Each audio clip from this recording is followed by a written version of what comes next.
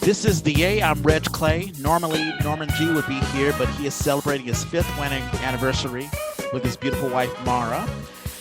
This is the A, where we celebrate life in the theater and the theater of life.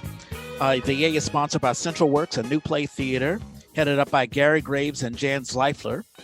Central Works, reinventing theater one play at a time. And we want to always, as always, thank Central Works for sponsoring the A. I have a fantastic guest, a woman that I've not seen in a very, very long time, but an amazing singer, Jessica Coker. Is it Mohr? Mohr? Mohr is my married name.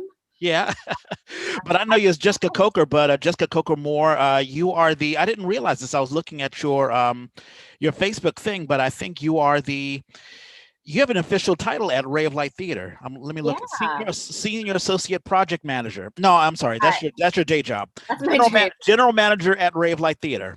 I am, yeah. Right on. How are you doing today? I'm doing good, as well as can be expected in the middle of a pandemic, but Yeah, it's been crazy. The pandemic and what's been happening in Washington. It's wild. We usually ask our guests, how have you coped in the age of Trump, or as the age of Trump is ending? It's ending in a crash and a burn. He's not going out easy. And I'm okay with that.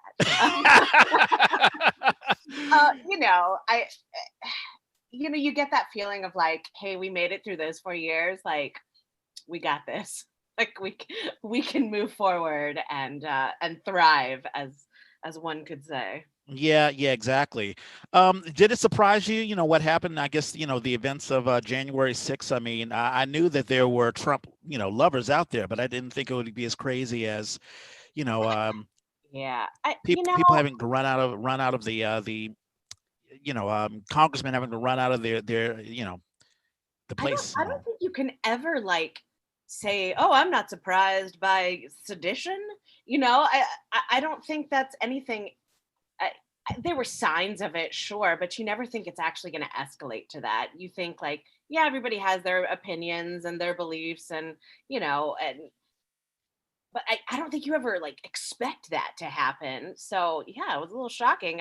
I literally was watching it on TV all day long, and I saw the best tweet come through, and it was like, a friend of mine just texted and said, "Are we supposed to work through the coup?" And that's the most American thing I've ever heard. Yeah, can I get a day off? Yeah, the Capitol's burning. Keep working during it too? Is that? Yeah. Yeah, I know. You got to laugh to keep from crying, but it sounds like you have not been affected by COVID. Are you and your family safe? We are. I've had lots of family. My brother and his whole family, unfortunately, they live in LA, and they've all had it. Luckily, it didn't affect them very much. They got sick for a couple days, and they're all okay. But I have had my husband's side of the family had a family member pass away, unfortunately. Oh, no. I'm sorry to hear that. Yeah. So it's a real thing. I think the scariest thing about it is you don't know how it's going to affect you. Yeah, you hear that, your taste goes, and you hear all sorts of things. My family hasn't been affected. I'm so glad. My mom is suffering from cancer, although she's recovering. But when your immune systems are down, that's when you're the most you can be the most affected by it. So I'm diabetic, so it's like I'm really, really careful about how I never leave my home. Yeah. Yeah, it's crazy. And we have you on because Lizzie is about to open up for Ray of Light Theater, the wonderful musical about Lizzie Borden. That'll be opening up on Thursday, the 21st. And I was just checking out the website. The cool thing about Ray of Light Theater, even when I first, you and I, we know each other because I stage managed you and a bunch of others when we did, do you remember Bat Boy? It was the very first show I did back in the Bay Area, and with Ray of Light. It's how I got produced Ray of Light. Yeah. It's and it was just a magical time, and Ray of Light has just been churning out amazing musicals and just on the edge. I mean, I can just go through all of the fascinating musicals and stuff. And I remember as a stage, because usually when I really don't stage manage anymore. I've done more acting and I've done more writing and other things, and of course I'm doing the podcast. But I remember it was like a rock show. It was like sort of stage managing the Who or Yeah. the Beatles or whatever. I mean, people wanted to sit on the floor. um that's sort of the rock star image, or that we had with Ray of Light, and it's still going on. So I want to definitely talk to you about that, about just the success of Ray of Light. I've been dying to get Shane Ray on. I know he's retired No, and he's exactly. relaxing with his husband and his Actually, family. no, Huh? he and Alex Rodriguez are now the co-artistic directors again of Ray of Light. Just this last about a year ago, Jason Hoover kind of relinquished reins and um, decided that he needed to move on to do other projects, Mhm. and so we kind of had a come to Jesus moment where we all got together, and Shane and Alex just felt really, really inspired, and they wanted to take on the reins again. So they're actually co-artistic directing right now. And Sarah Altier is our managing director, and then I've taken over as general manager. So it's like we're going through a lot of change. Unfortunately, we haven't really been able to do much because this all happened right before the pandemic. Yeah, Huh. no, that's fantastic. It's great to have Shane back in the house. And, if Yeah. when you get to talk to Shane, ask him to come on, because I'd love to have him on. And he would really, I think people would really love to hear, like his story and how he, really Ray of Light is named after Shane Ray. So, Yeah, it's Ray of big. Light is about Shane Ray. Yeah. Um, I would love to get into an origin story. I mean, I just want to, we haven't talked in a while, but I have always been fascinated by I mean, you are a belter. I mean, you are an amazing singer. I mean, you're like Joan Baez. I mean, not Joan Baez, but Oh, I mean, you can sing Tina Turner. You can, it's very rare to have like, a real belter as a singer, because, a lot of people go to formal singing school and they learn, no. the formal way of doing things. And we don't get a lot of, someone who can really, the diva. It's like the diva type. Well, So I've thank always been impressed. I've never probably ever said it, but I've always been impressed by your singing ability. But let's get into an origin story. Where were you born and raised, and how did the theater bug bite you? Yeah. Well, I was actually born in Hayward, California. Um, Native. yeah, native California. I still live in Hayward. Well, I moved away for a while, but came back. I think like a lot of people, my dad was a music minister in church, so I grew up singing in church, and that's kind of where my like real love of singing came from. But I was really, really lucky uh, that I went to a junior high and a high school that had really, really robust choral programs. And I still to this day remember those teachers so vividly. I had Victoria Schmidt in junior high, and then when I went to Mount Eden High School, it was Ken Rowden. And that man, like the choir was his life, and he introduced us to a cappella music, chamber music, women's choirs, show choirs, concert choirs. Like I sang in every choir you can name. Um, and then he decided my sophomore year that he wanted to start doing musicals. And so, of course, probably like a lot of other high schoolers around the country, Grease was my first musical. Yeah, I can see that. I Yeah. feel like everybody has done Grease at some point. And I had a love for singing, but definitely jumping into theater was very eye opening. And I think from then on, I was kind of hooked. I was like, yeah, I'm going to do this. This is what I want to do. Did you ever get into a recording studio? I mean, I don't know if you ever had aspirations of doing like, just straight up music, like, I don't know, put out a record. I've done actually a bunch of like backup vocal stuff in the studio, and I really liked it, but there's nothing compared to live theater. It's just, that immediate reaction, that like visceral feeling of having someone there and you have the power to like put them in this story and take them on that journey with you.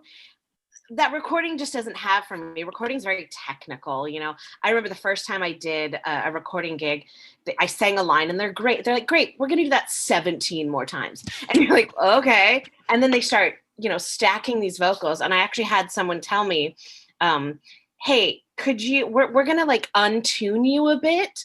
And I was like, why? And they're like, well, because normally when people stack their vocals, they sound different when they do it, but you sound exactly the same every time you record it. And I'm like, yeah, I'm in theater. It's kind of like what you're taught to do. Like you learn it one way and you do it that way every night because that's, you know, that's what you learn to do. And so I thought that was really funny. Like we need to Yeah. untune you.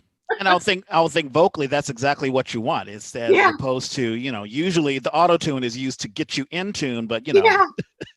it's Yeah. crazy.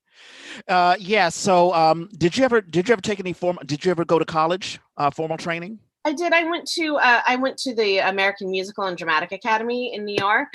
Right on. And I did my time there, and then I went to the New School University. I had vocal training, but it's funny, all the vocal training that I got was from this like soprano opera lady. And while she was wonderful and taught me some great techniques, she never really taught me how to like healthily belt, you know? And so that was just kind of something I learned to do on my own. I know that sounds terrible.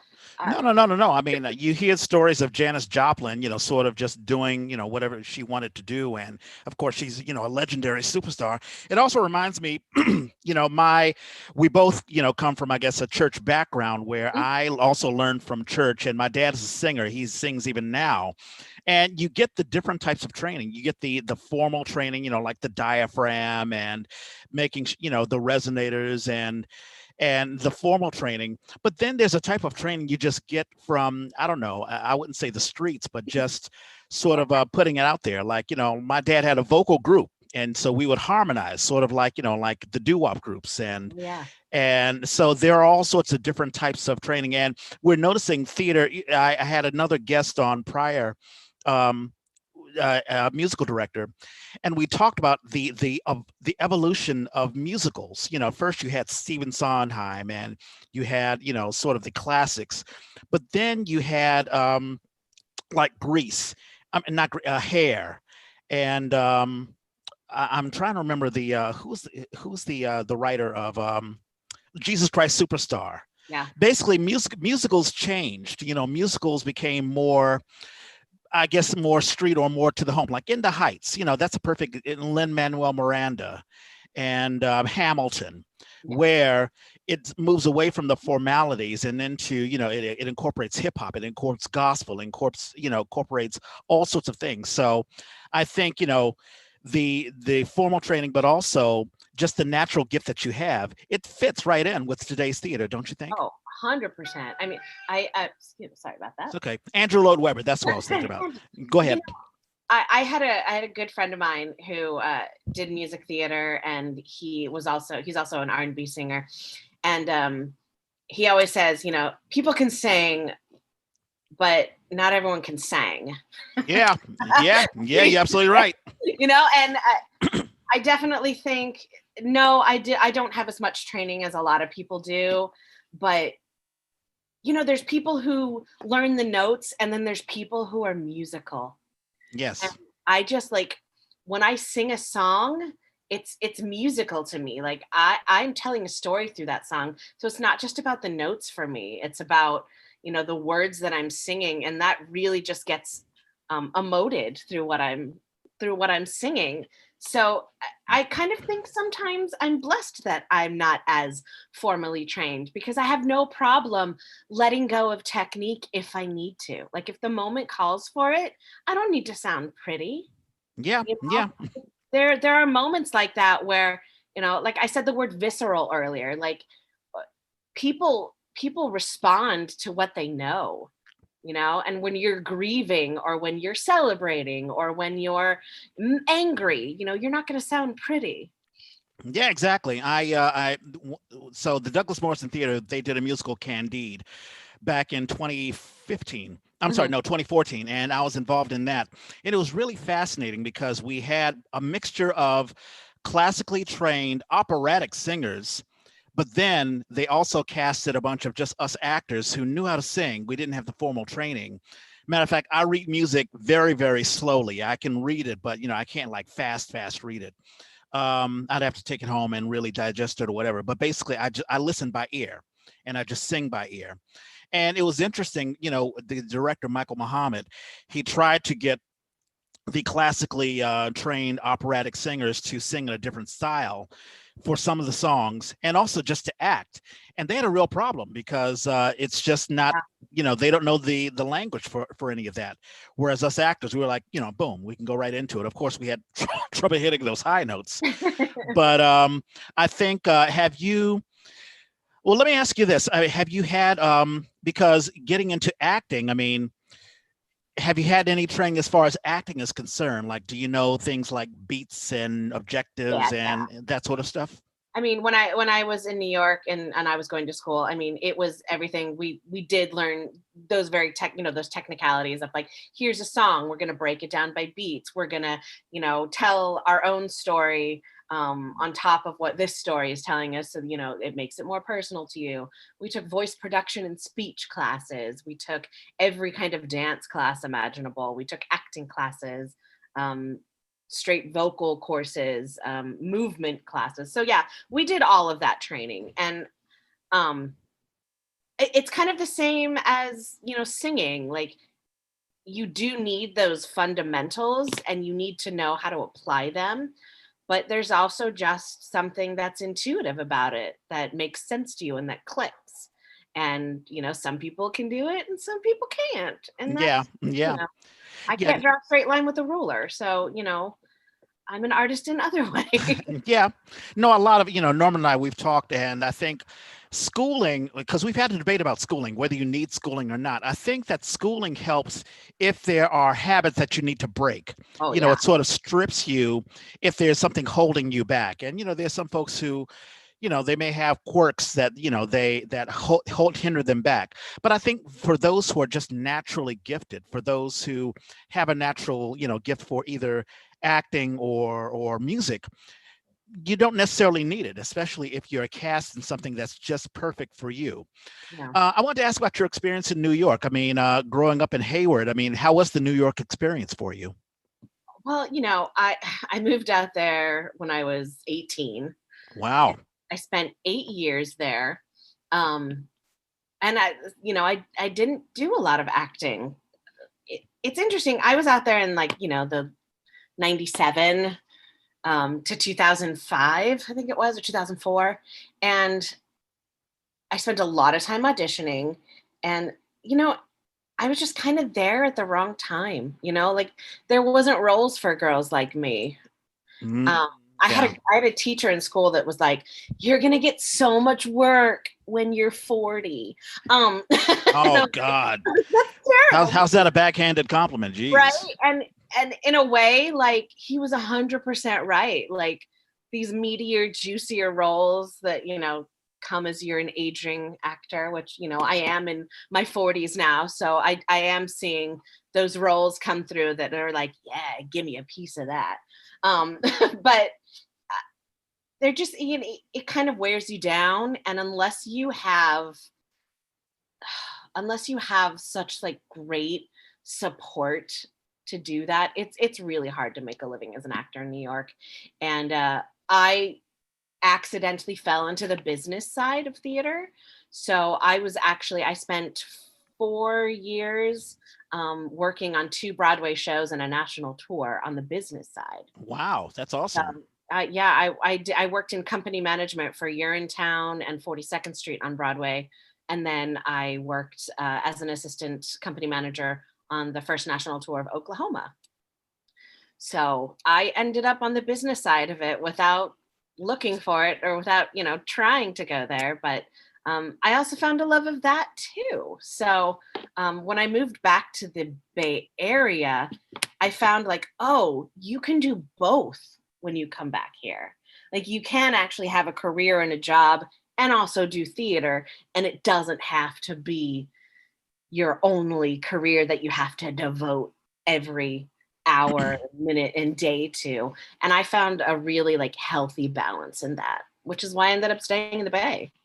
Yeah, no, a lot of actors, of course, every actor wants to, either go to New York or just hit it big the minute you get out of school, Sure. hit the big stage and boom. But of course, you have to have, something else. That's why I got into tech because I didn't want to, be like the stage manager, light board operator. I wanted to find a way to get involved in theater while I, still audition as an actor. And, you know, um, being flexible enough to do other things. Number one, it helps you get fed. And Yeah. two, it still helps you get connected to the theater while you get those roles. I was going to ask you, you were in New York during September 11th. What was that about? Yeah. How was that like? Yeah, that was crazy. I was working, I was the assistant company manager on 42nd Street when it happened. So I was actually in our office on 43rd Street. I don't remember where. It's with Dodger Theatricals. And I remember we were on like the 20th floor of the building, and we had to, like walk down those stairs, and I, it was just mass chaos. I lived in Queens at the time, so getting home was interesting. I remember meeting up with my boyfriend at the time, and walking across the Queensboro Bridge, and his family coming to pick us up from there, and just what a weird thing. You don't know what's going on.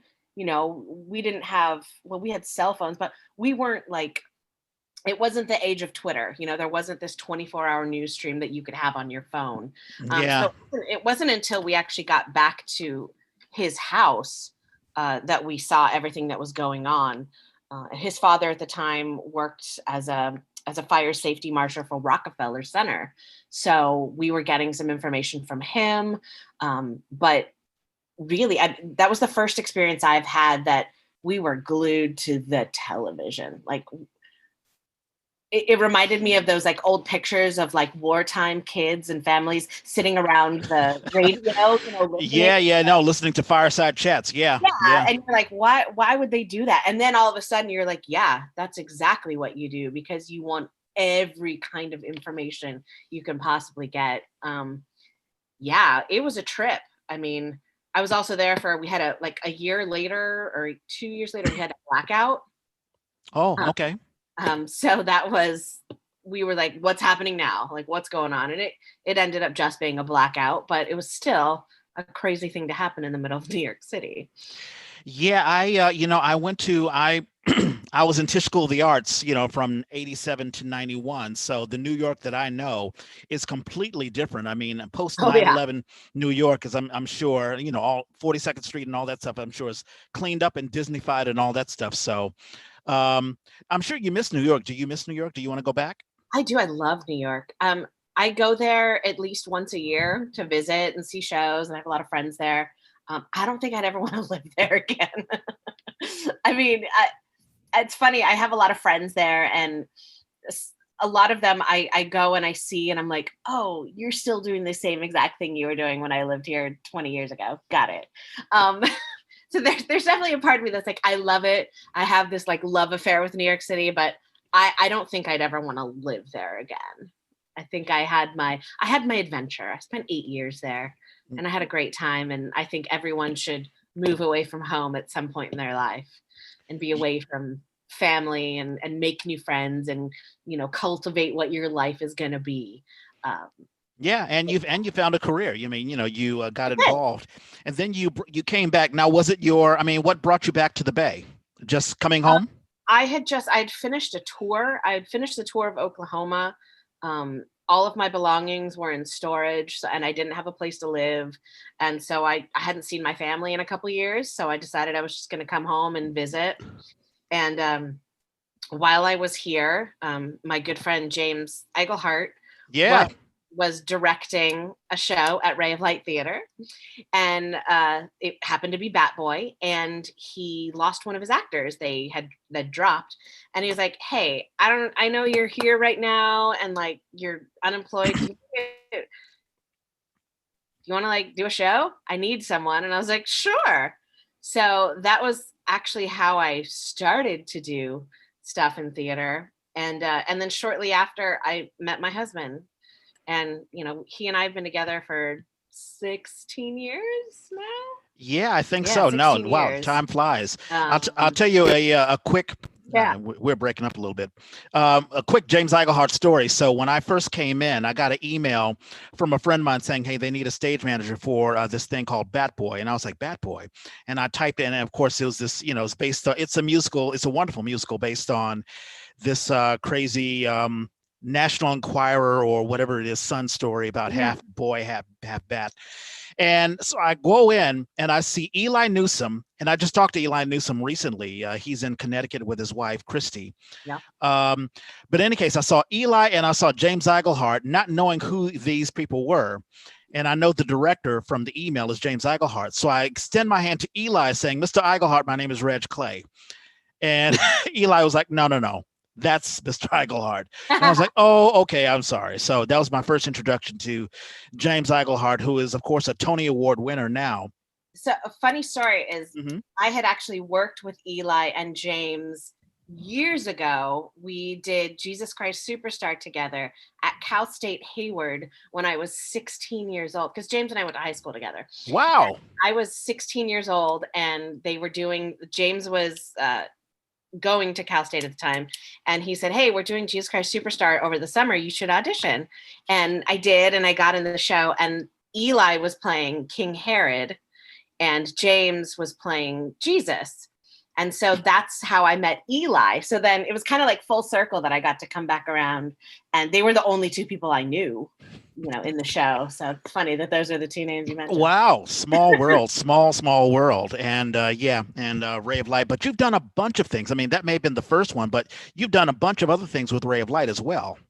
Haven't you? I did Bat Boy. I did Songs for a New World. I did their first Rocky Horror, which was like 2000 something. I don't remember the year. Before they started doing it annually. I did. Did they do Hedwig? They did do Hedwig. I was the production manager of that one.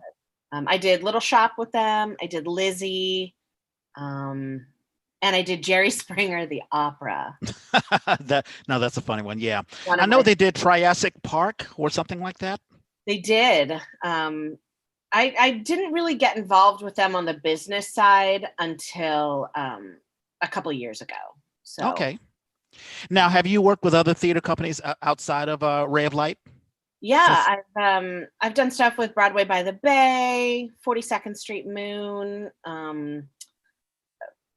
At one point, OMG, I love that show, was operating out of Walnut Creek. I did some stuff with them. I've done quite a few stuff with Berkeley Playhouse. Yeah. So kind of all over the Bay Area. Yeah. You've totally been around. We could talk a little bit about the show, Lizzie. I mean, so is it a new musical? Because obviously I know the story, but I didn't know the musical. I mean, has it been around? So we were, I think, the second group to do it as a full show.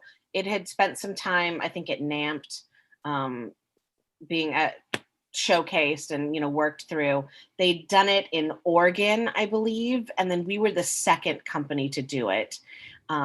So it was brand spanking new when we did it in 2015. I was actually just on a Zoom call with the cast last night. We decided to have a catch up that ended up lasting like 3 hours, but we were talking about what a different experience was to work on a show that we had no frame of reference for. There wasn't they had done an album of it. And so we had heard the music, but as far as staging it and these characters, no one had seen it. No one knew it. We kind of went into it very blindly and got to create this amazing, amazing piece that kind of changed all of our lives. I am good friends to these girls to this day. We just shared such an incredible experience during that show. It's kind of like no other show I've ever done, but it's a rock musical. It's 4 chicks on stage with a legit rock band, and Joe D'Amelio did the lights for it, and it is a rock concert. We had this giant truss that was over the stage, this circular truss, and we had these backlights. It looked like you were at a rock and roll concert. It was amazing. Yeah, no, I imagine so. Now, how have you guys been able to, I guess, do this production and I guess just function in COVID-19? Because so many other theaters have been just decimated, money wise, they can't make any income, and some of them have just stopped, their seasons. But Ray of Light is still going on. With Lizzie, how's it been doing it with COVID-19? So this is actually, we're streaming the show that we did in 2015. Got it, I see. Yeah, so what people will actually see is the fully staged version of what we did in 2015. And the cast is Liz Curtis, Melissa Reinertsen, and Taylor Iman Jones, which, I'm sure everyone knows. I've acted with two of them. I've acted with Elizabeth Curtis. We did Civil War Christmas. She's wonderful. And we also worked with Play Cafe, Musical Cafe. Yeah.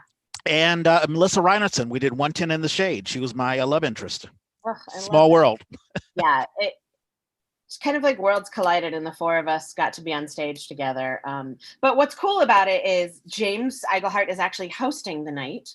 So he's going to start off the stream.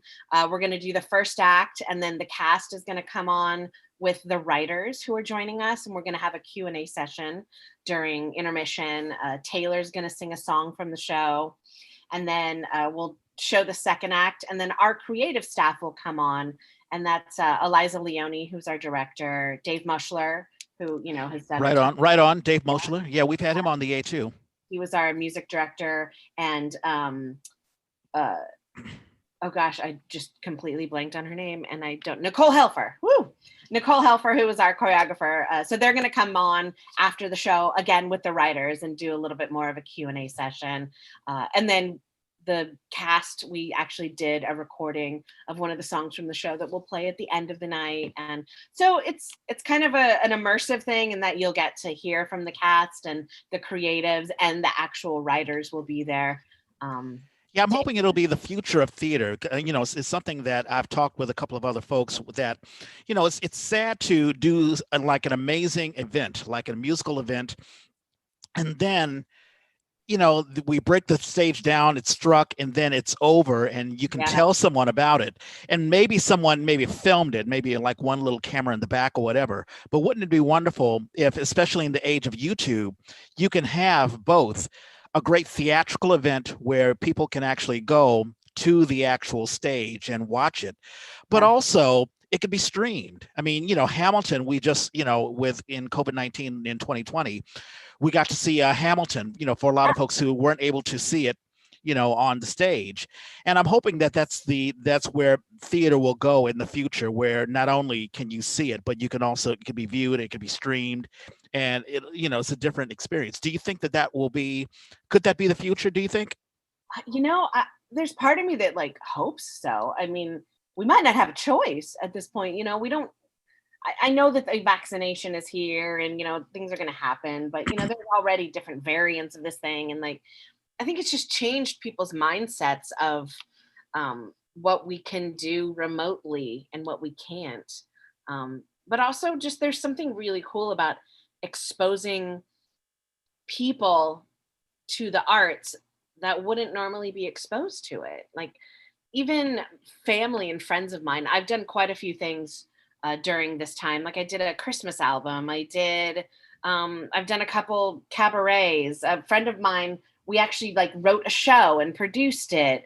And I had family members that got to see me perform for the very first time because they live out of state, and they've never been in California to come see me in a show. So the thought of that, reaching such a large audience and having tentacles in places that wouldn't normally come to San Francisco and see our little production of Lizzie, now people all over the world are going to be able to see it. And that's really freaking cool.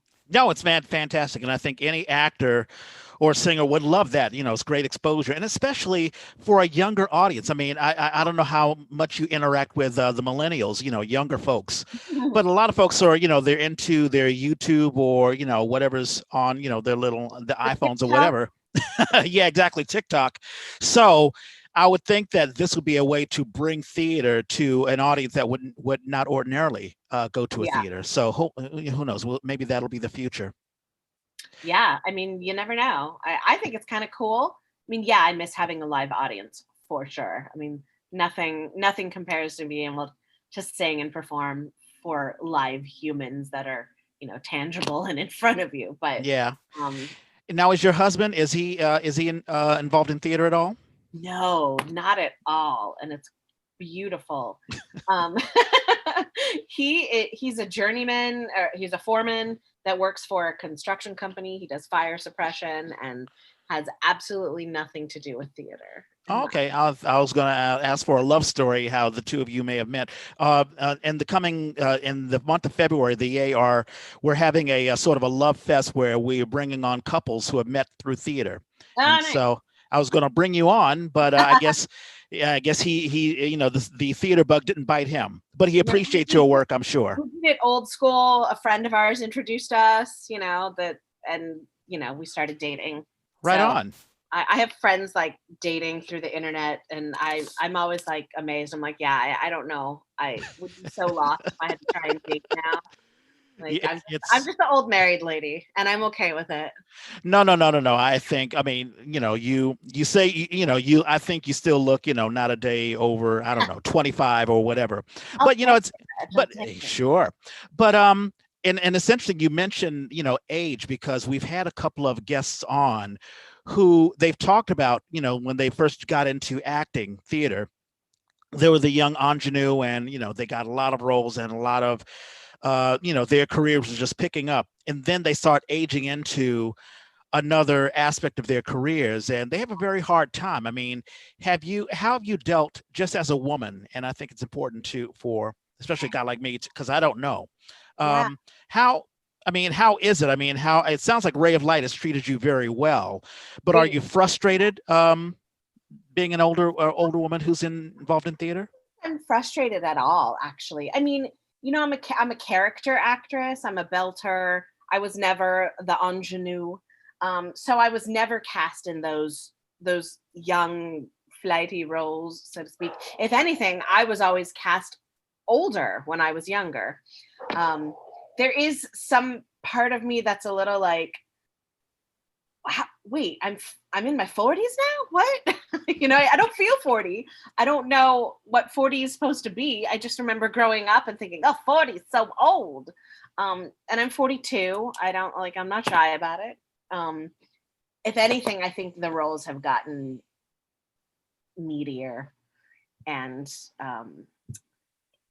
cooler. I've gotten to play like Penelope Pennywise in You're in Town, Yeah, and I got wow. to play Ursula in The Little Mermaid. Um, I, I've gotten to play some like really really cool roles as an older woman, and I think there's more to come. Like I'm not ancient yet. Like I could still rock a 30-year-old, right? Absolutely, you most certainly can. Yeah, we've had a lot of talk on the A about women. There's an individual who had I guess he wrote an open letter to just the theater community to get more inclusivity and to Yeah. have more, I guess, writers and producers and directors, those who cast and it's something that Ray of Light has always done. Ray of Light have never needed to have a forum. Well, we need to, it's getting a little too white here. We need to have a more multicultural. Ray Yeah. of Light was doing that from the very, very beginning. I mean, James Iglehart, a black actor, was directing Yeah. Black Bat Boy, even back in 2000. I think it was 2005. Yeah. Um, have you seen a lot of change in theater as far as more exclusivity? Has there been any conversations about that? Yeah. I Especially, mean, go ahead. our staff. I mean, we've had many conversations about it. I think we're all very cognizant of when we're in a room and we're casting a show. I mean, we are in the Bay Area. Like, you couldn't have better representation of people of color and genders. And I just feel like we're so lucky and in a position where there's so much talent to pick from. Like, why wouldn't you want to spotlight that? Like, I'm always amazed when, I run across these companies that have like, an all white cast. I'm like, really? That's all you could come up with? Because there's so much talent in the Bay Area, and so it's so diverse, and you have so many opportunities to showcase that. So for me, I guess I was always amazed that people weren't doing it. So yeah, I think it was an important letter to write. I've had lots of conversations with fellow actors, but also with fellow theater makers, that work on the business side of it. And it is something that you really do need to be cognizant about, and you really do need to sit in the room and sit with yourself and sit with the show and make those decisions that reflect your community. Yeah. Like, this is our community. Right. And if the theater reflects the community, then you have a greater audience base. I mean, there are places like, let's say in Hayward, where I guess the community, they want their type of theater, and unfortunately they try to grab actors and creatives who don't represent that. Like, there've been times where I get a phone call, hey, we need a black actor for, we're doing a thing in, I don't know, in Contra Costa County or something like that. Yeah. And I'm like, okay, well, that's great, but I'm entertaining a white audience or whatever, so it gets a little weird. But like I said, Ray of Light has never had a problem with that. You guys have been in front of that from the very, very beginning. Have you had to deal with being a female actor because we've had conversations with sexual harassment? Like, we had a guest on, Maya Herbsman, and she is an intimacy coordinator, and she deals with theater companies that will have scenes where, let's say there's kissing or there's touching or whatever, and there's been a dialogue of just people feeling comfortable doing scenes and things like that. Have you had any, let's say, bad experiences, whether it be New York or here in the Bay Area, as a woman? Not in that sense, no. This is funny. I had I was just talking about this last night with a group of girls, and I am a woman I call a woman of size. I'm not a small woman. I'm not a large woman, but I am not your typical ingenue. And when you are a plus size woman in theater, you aren't cast in those roles. And it's really interesting to me because I have never played a character who was loved. Or who that's interesting. Yeah. Or who was sought after. I've never been the representation of beauty, of desire. And I find that really interesting because it's not representing the community around you, like, yeah. My husband is gorgeous. I love my husband. And I look at him and I'm like, well, he's attracted to me. I've dated, men who were very good looking. They found me attractive. So what is it about when you get into theater that all of a sudden everyone has these buckets of beauty? And, and I think that it crosses all the lines, even with color, like what people see as beauty, and like, oh, this is a white blonde female with, like, it's so ingrained in people that like what represents beauty and what doesn't. And you see now that those barriers are being broken.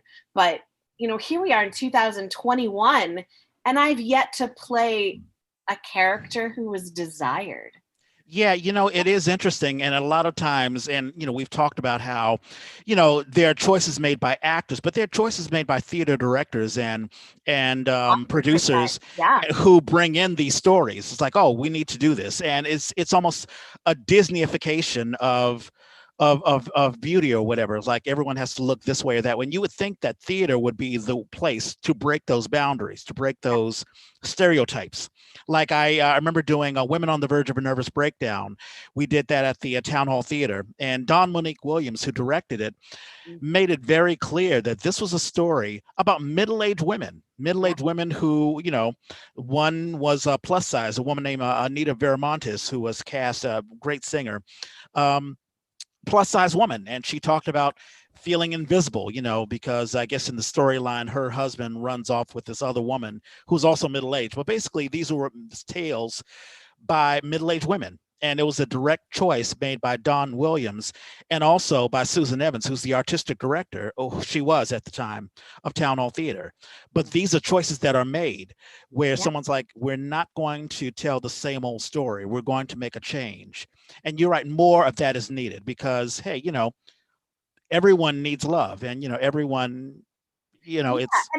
And and it's something that I've experienced, even not just in like being cast in a show, but with costume designers. Like, it's amazing. I'll go into a costume fitting, or I'll put on a costume for the first time, and like some costume designers knock it out of the park, and you're like, yeah, you know what you're doing. But sometimes as a plus size woman, you get in there and you almost feel shameful because these clothes are ill fitting. It's like, I don't know what to do with you. You're a larger woman. And I'm like, well, that's funny. I have a closet full of clothes that fit me very nicely. Yeah. It's funny you mentioned that because a good friend of mine, we were in the same show, and she broke down in tears. I guess she can confide in me because of exactly that, because the costume design, and of course the costume designer was a very thin woman. And I mean, we're cast, what do you want me to do? The director casted me, and you should have known. And, weren't you part of wasn't there a meeting to talk about how you're going to close people? So you're absolutely right. Yeah. And it's funny because there are, like Hairspray came out and like, oh, well, that's a bigger girl that's being loved. But the story is about a girl who's big and fat. And like, so you're saying like, oh, even though she's fat, she can still find love. And like, really? Like that's the best you could come up with? It's kind of one of the things I loved about Head Over Heels, when they had Bonnie Milligan that was playing, the princess, and she sings that song like beautiful. And I just love that they broke all of those barriers. And she was like, yeah, I'm a bigger woman, and I'm hot, and I can sing my face off. And, now that roles like that are coming out, it's like, oh, thank God. Yeah, you're absolutely right. More and more roles like those are needed. Very much so. How is Ray of Lights? And now that you are the, what is it? The program director? I need to pull this thing. The general manager. How is the business of Ray of Light? I mean, are you guys making a profit? I mean, are things looking good, or are you struggling? Ray of Light seems to be doing well, but that's what I see from the outside. I think we are in, we're lucky to be in a position where we don't have a lot of overhead. We don't have a theater. We don't have an office. We don't have full-time paid staff members. We are bare bones community theater. Our staff is completely volunteer. Yeah. Aren't you guys still at the Victorian? You're not at the Victorian anymore? We're not at the Victoria anymore. I mean, we're not anywhere at the moment, but we do have, we have been working with Z Space to do some stuff there. We'd also been talking to some other theaters doing shows there, but we don't have a home. So we don't have a lot of overhead that we necessarily need to worry about, and making sure those monthly bills get paid, and those, we're not paying anyone's, we don't have payroll. So we've been lucky in that sense. And we weren't in the middle of a show when all of this happened. We were actually in the middle of changing over our management. So I feel like we are definitely probably in a better position than a lot of the theater companies who do have this large overhead and that are worrying about keeping their spaces and their staff and their programs. So I guess that's the one benefit of being a bare bones theater. Yeah. And I would think that you guys have a dedicated audience. I mean, you guys have been doing, have had seasons. I don't think you guys have missed a season at all. And, all of the shows have been sort of, just, I mean, almost sold out. I mean, I hear and I see, sometimes the advertisements on newspaper, I mean, not newspapers, but on the BART trains, there's Rave Lights doing a show, a musical. And I think, I mean, wouldn't you agree? I mean, doesn't Rave Light have a dedicated audience? For sure. We have a great subscriber base. And you have to remember, like, we just celebrated our 20th anniversary. So this is not a new theater company, it's had a growing base.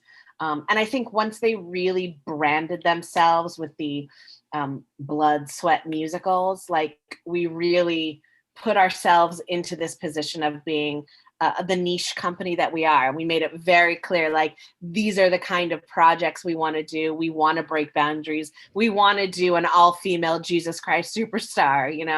We want to do those Jerry Springer the operas, and there's just something appealing and different that we've found our niche for. And I think, especially the staff we have right now, they're just so good at marketing that and keeping the subscriber base and keeping people interested in, like, what are they going to do next.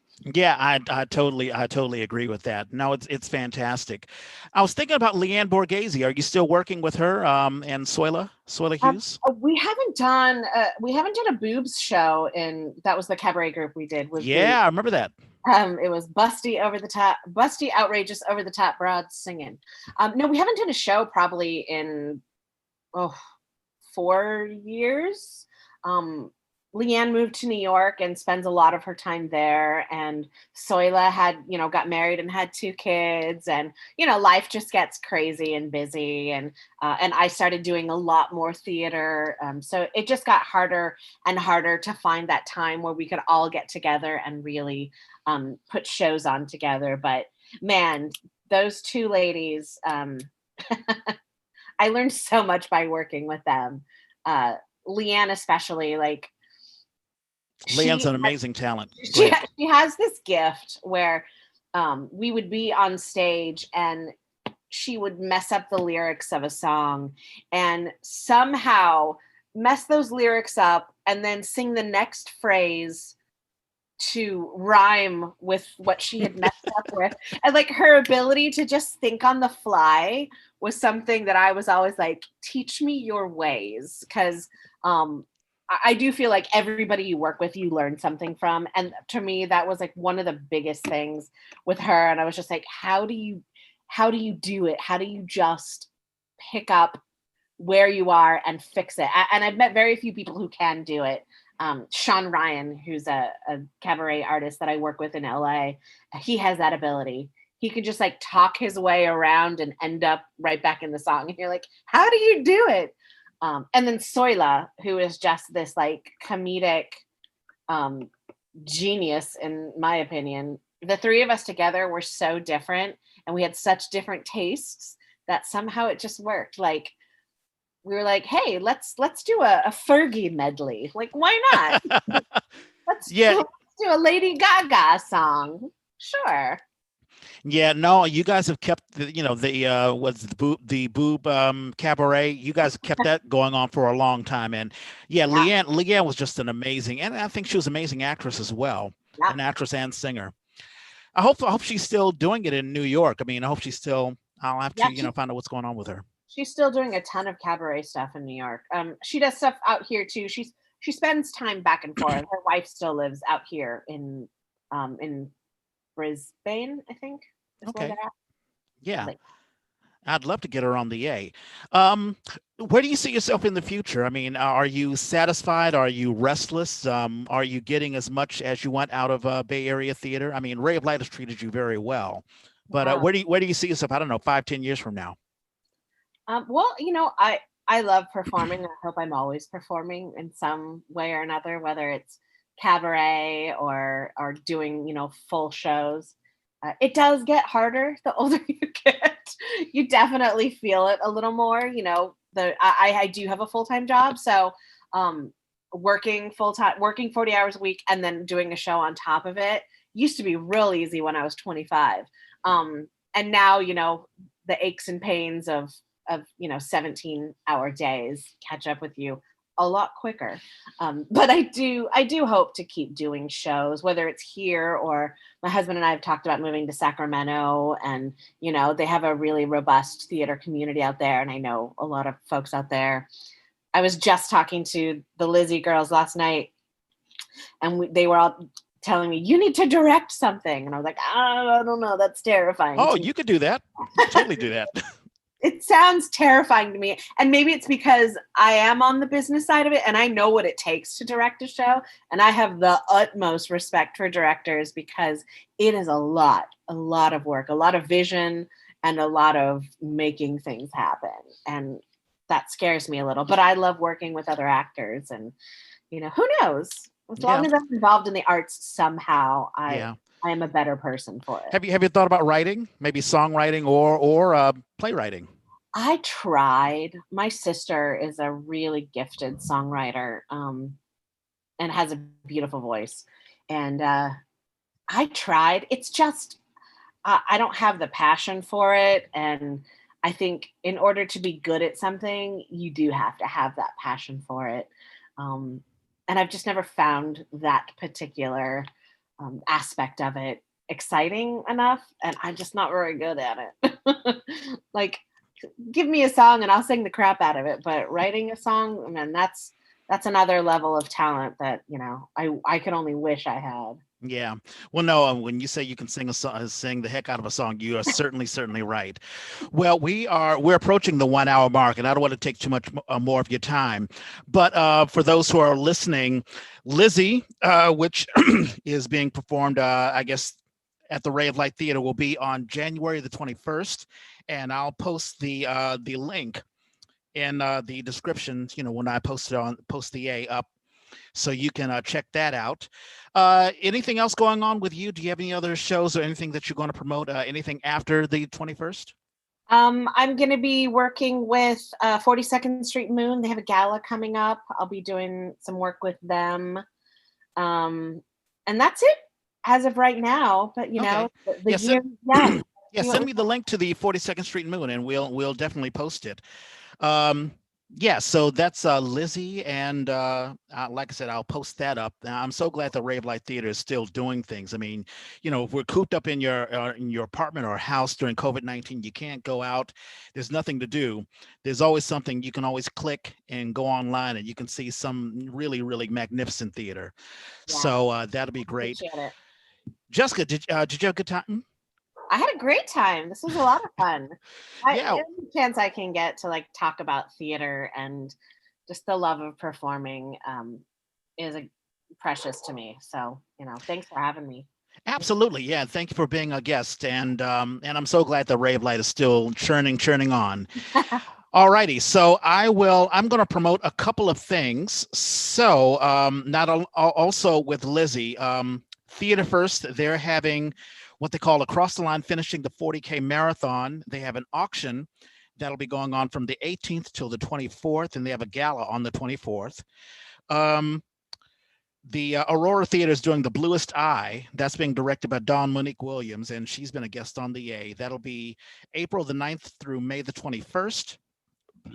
There's a show that I'll be doing, Dragon's Eggs.